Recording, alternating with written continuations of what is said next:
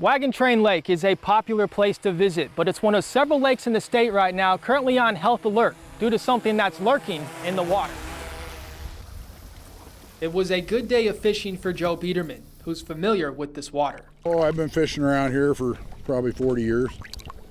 In those 40 years, Biederman keeps his eyes on the fish, but something else catches his attention. Along the shoreline, when you see that real toxic stuff. The most common is, we like to say, John Deere paint green, like somebody spilled a gallon of paint. The shoreline along this lake is painted in this toxic algae, and if you can't see it, your nose will tell you. Usually comes with a fairly rancid smell. You can usually, if it's a big bloom, you'll smell it when you get out of your vehicle. The algae creates a toxic chemical, which will make you sick if you ingest it.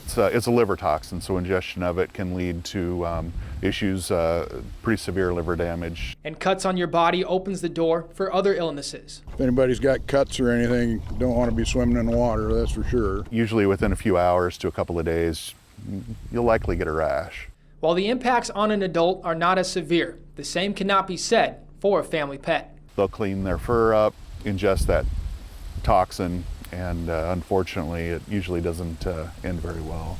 So the next time you visit a lake, look for signs of the toxic algae not just in the water, but around it. You come to a lake and you see the bright orange sign, that means that it has recently tested high for harmful algal blooms.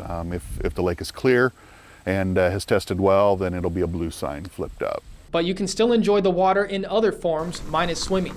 Take it from someone who's been fishing in these waters for 2 decades. You know, it's a good time. It's always good to get out. At Wagon Train Lake, John Madden, 3 News Now.